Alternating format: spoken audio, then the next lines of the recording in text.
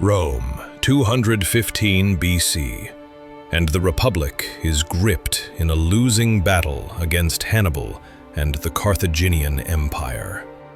Hannibal had secretly crossed the Alps and delivered a devastating defeat for the Romans at the Battle of Cannae.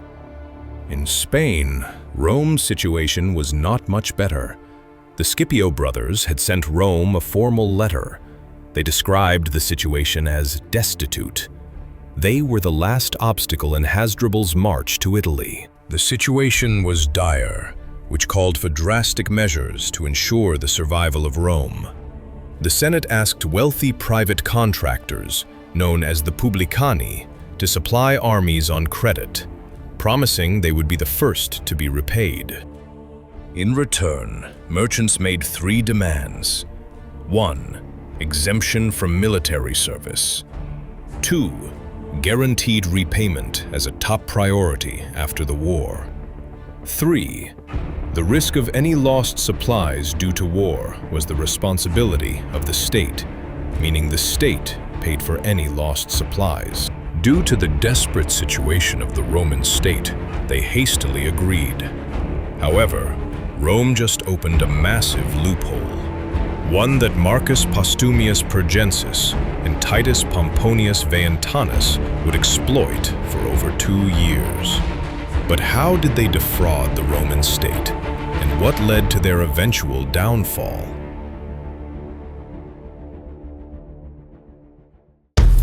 Who were Marcus Postumius Pyrgensis and Titus Pomponius Veientanus?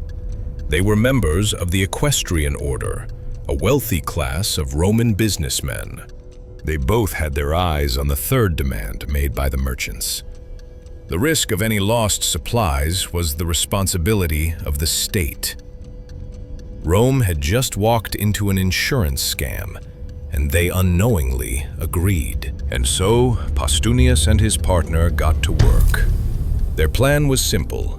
They would scour ports looking for coffin ships, vessels that were old, rotting, or even damaged beyond repair. These ships had almost zero market value, minimizing the capital at risk for the partners. Once purchased, they would load the ship with worthless junk and make sure to match the correct weight of the supposed essential cargo destined for Spain. This made the ship look laden when leaving port. However, the manifesto would tell a different story. On the official documents they would send to the Senate, the ship was carrying essential cargo for the war in Spain. But the partners couldn't just sink the ship at sea and demand compensation from the state. They needed witnesses to the sinking. So the partners devised a solution. Crews would man the ships and leave port, sailing far enough away that the port was unable to see what was happening, but not far enough they were caught in open waters. All of a sudden, the ship would sink due to a terrible and sudden storm. Miraculously, the whole crew would survive. Every single time. The major key that allowed the partners to execute the scam was that Rome lacked any port inspection, relying on the honor of the Publicani to tell the truth. And so, the partners executed the plan. The first ship set sail from port and sank days later. The falsified manifesto was sent to the Senate, and they paid in full for the entire document. Postumius and his partner just defrauded Rome, and the Senate was none the wiser.